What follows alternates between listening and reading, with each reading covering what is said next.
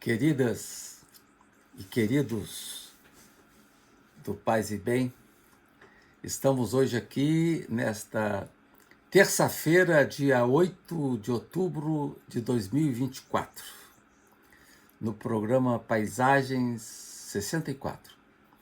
Estamos trabalhando nos últimos programas com um tema a mim muito caro, que envolve a questão da morte, do morrer com dignidade e também dessa complexa questão envolvendo a eutanásia. Eu tinha pensado em um programa, depois aumentei para 2, 3, agora são 4 e possivelmente ainda mais alguma reflexão. Eu estou até pensando em dedicar ao tema, aproveitando artigos que eu escrevi a respeito, publicados no IHU, ou não publicados, e também 2 filmes que saíram sobre a questão, um deles Invasões Bárbaras, e o outro o filme do Almodóvar, vencedor do Leão de Ouro agora em Veneza, que tratam o tema da eutanásia. Então eu estou refletindo e pensando em escrever um livro no ano que vem, juntando esse material e acrescentando alguma outra coisa que eu venha a publicar, e escrever um livro sobre isso para publicar na editora Apres, né? Bom, vamos ao tema de hoje. Assim como nós não escolhemos como chegamos ao mundo, não há como também escolher como se vai embora.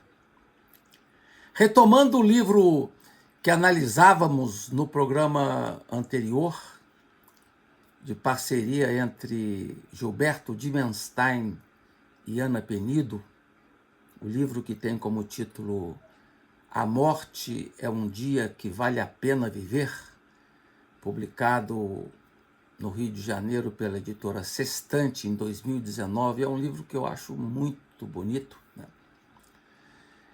O autor revela no livro que pôde adentrar-se num mundo encantado da sensibilidade, que possibilitou enxergar a doença como uma parada estratégica e não necessariamente como o fim da vida. Ele pôde, então, depois que descobriu o câncer, o mundo se abriu em sensibilidade para ele, né? Em certo momento, Dimenstein afirmou: câncer é algo que não desejo a ninguém, mas desejo para todos a profundidade que você ganha ao se deparar com o limite da vida. Para Gilberto, foi uma ocasião bonita de fazer um balanço de vida apoiado em pessoas queridas como o rabino Newton Bonder. Gilberto também aproveitou seu tempo, sobretudo no início do tratamento, em companhia de sua companheira Ana, para dedicar-se às causas de interesse público. Pôde agradecer essa linda oportunidade de realizar iniciativas que lhe proporcionaram imensa satisfação. Podia também, na contramão da correria de sua vida anterior, viver dias onde simplesmente não fazia nada. Apenas curtia o visual de sua casa na Vila Madalena, em São Paulo. E também viver a alegria de seus dias felizes de avô. Um dos fatos que ele se lembrou e que registra no livro como algo negativo em sua vida passada foi a loucura com que se dedicava ao trabalho. O excesso de dedicação à profissão, em prejuízo do convívio com a família, o que ocorre hoje com tanta gente e que nem se dá conta disso, né? Ele recorda que quando seu filho Marcos ainda era pequeno, ao responder a um pedido de sua professora, desenhou sua família. No desenho, o filho Marcos estava de frente, de mãos dadas com a mãe e com seu irmão Gabriel. O pai, ao contrário, estava de costas, concentrado no seu computador. Foram várias experiências com quimioterapias, mas sem sucesso. Ele chamava sua doença de caranguejo, que o comia por dentro. E, de fato, Dimenstein foi se enfraquecendo cada vez mais e, sob o incentivo de sua companheira Ana, tirava do fundo da alma a vontade de continuar ali presente. Não podia desistir antes de tentar, dizia ele. Os dias se revezavam entre dor e prazer. O cansaço aumentava com o decorrer do tratamento. Ele relata que quando o amor e o sexo se descolaram em razão dos efeitos dos medicamentos, pôde então descobrir horizontes novos e sua capacidade de amar se expandiu. Algumas coisas bonitas ocorriam com o retorno dos gostos da infância, da memória de passos importantes do passado, quando podia caminhar com tranquilidade, adorava flanar e desbravar os cantinhos mais recônditos e descobria por acaso o canto das coisas. Chegou um momento onde a medicina tradicional não fazia mais efeito e teve então que buscar apoio na medicina paliativa. O caso estava agora fechado como terminal. O jornalista já tinha passado por 8 diagnósticos de imagem e não havia mais esperança de cura. Para o apoio nesse momento, contou com a preciosa ajuda da doutora Ana Cláudia Arantes, uma especialista nessa área, cujos livros eu aconselho a todos. Os livros dela são maravilhosos, preciosos. Com a presença da nova médica, ele ficou mais tranquilo ao saber que não iria sofrer, pois a medicina poderia garantir-lhe o alívio que necessitava. No livro de Ana Cláudia, ela nos adverte que nos hospitais brasileiros a assistência aos doentes terminais é ainda muito insuficiente. Os médicos se acham bem despreparados para lidar com os casos. Sublinha ainda que a grande luta dos profissionais de cuidados paliativos é indicar a sedação paliativa exclusivamente para condições nas quais o sofrimento seja refratário ao tratamento recomendado. O tempo que se seguiu no caso de Gilberto Dimenstein foi de despedidas. Na ocasião, foi a primeira vez que ele se rendeu ao choro. Foi também a primeira vez que manifestou o desejo de ir embora. Gilberto tinha clara consciência de que o câncer propiciou-lhe momentos bonitos de amor, de reaprendizado, dizia ele, reaprender a ver a vida a partir da perspectiva da morte. Um tempo denso, carregado de possibilidades novas, que talvez nunca pudesse ter experimentado de outra forma. Ele fez sua travessia no dia 29 de maio de 2020. Na última parte do livro, quem escreve para ele é sua companheira Ana. No momento de intimidade, pôde então dizer a ele que podia ir em paz. Na mensagem final, ela diz amorosamente que unir sua vida a dele não foi uma escolha, mas foi um destino. Ana descreve os momentos finais de Gilberto, a dura tomada de posição quanto ao momento de interromper a quimioterapia, a partilha das alegrias derradeiras, mas também dos pesadelos, que foram muitos. Como disse, aqui cito, à noite, Os pesadelos revelavam a sua insegurança diante daquela que seria a sua mais desafiadora caminhada rumo ao desconhecido. Não havia guias, placas ou pontos de referência que pudessem orientá-lo, e ela não poderia mais acompanhá-lo nessa última viagem. Com a doutora Ana Cláudia, Ana aprendeu que empatia é sentir a dor do outro e muitas vezes adoecer junto com ele. Já a compaixão é querer transformar a dor do outro, mesmo que para isso se tenha que aprofundar a própria dor.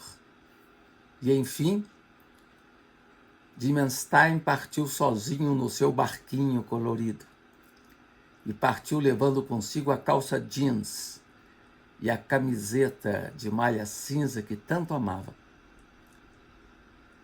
No livro da querida poeta e amiga Adriana Lisboa, chamado Todo o Tempo que Existe, que é um livro que eu aconselho muito também vocês, ela relata o encontro derradeiro que teve com seu pai, que foi ceifado pela Covid-19.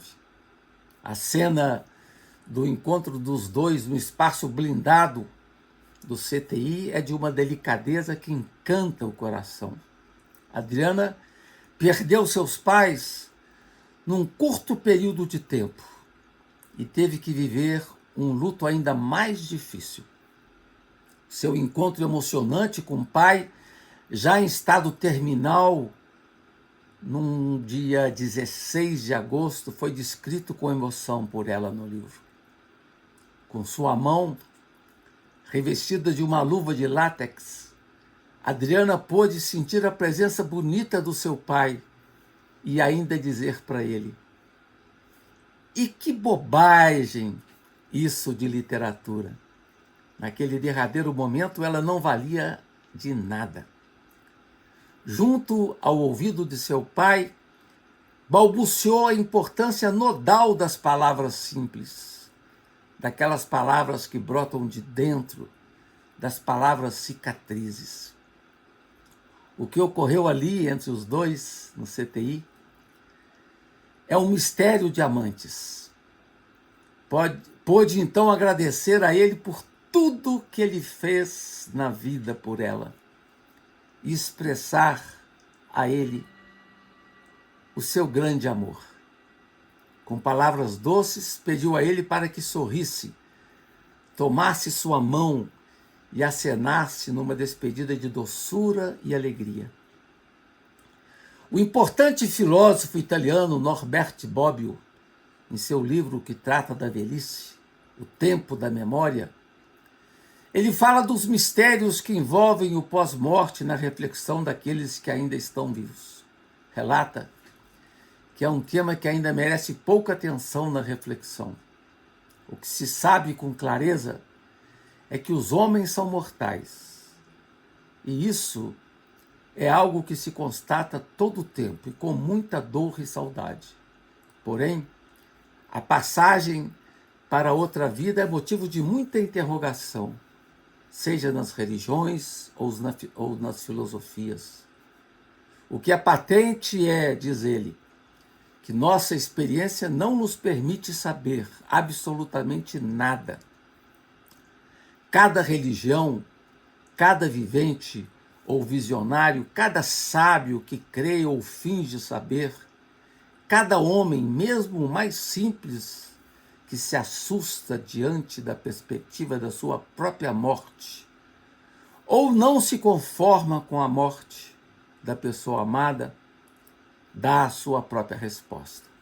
Bobbio sublinha em certo momento que com a morte adentramos no mundo do não saber.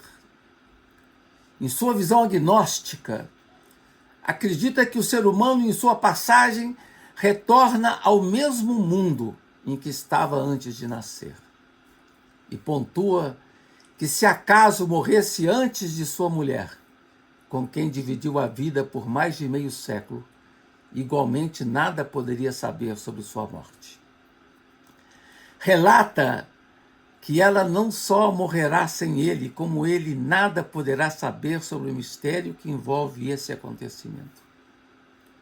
Num dos títulos dos inúmeros livros escritos pelo nobre mestre Zen Thich Nhat Hanh, que eu mostro aqui para vocês, né?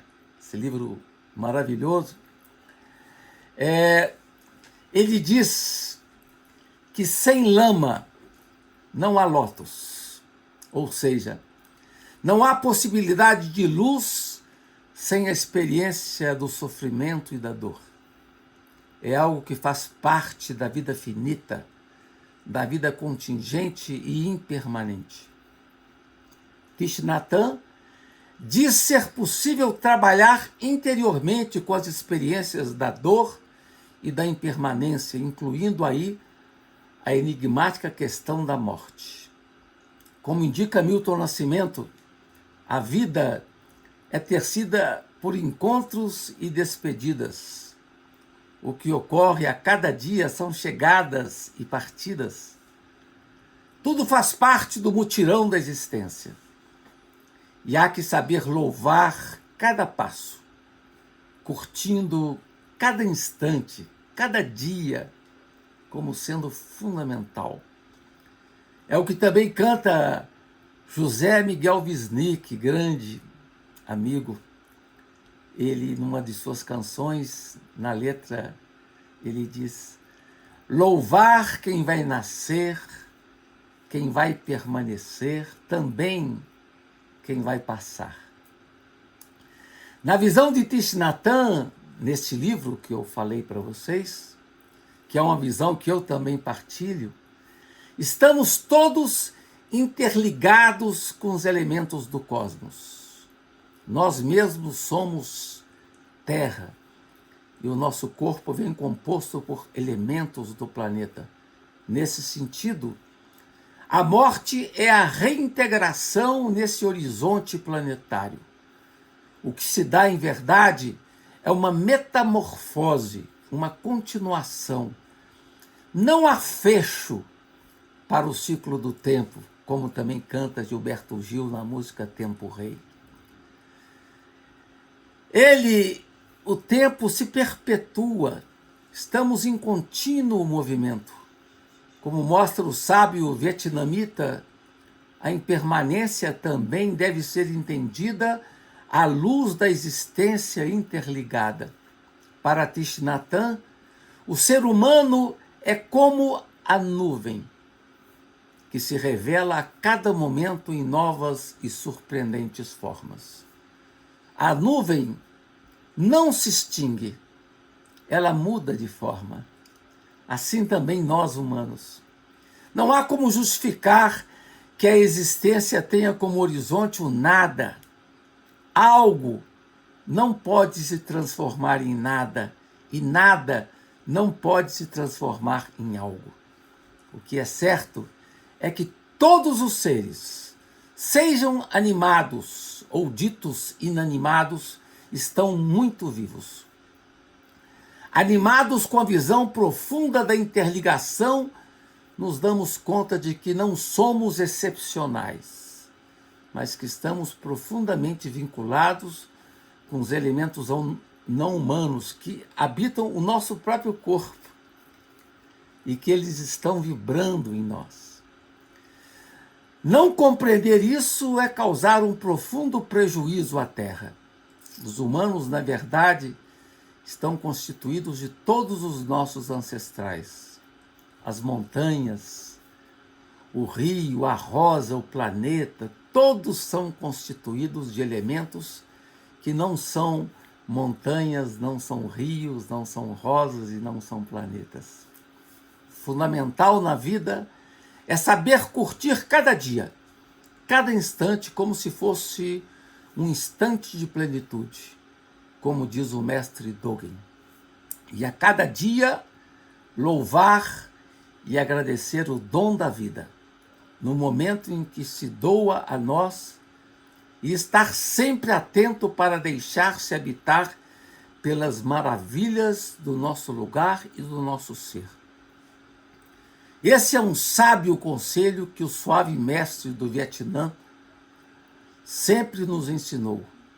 Interromper de vez em quando a grande correria da vida, a rapidação, e poder estar atento, sentindo com vigor o sentimento de estar presente, poder olhar o céu, respirar e sorrir.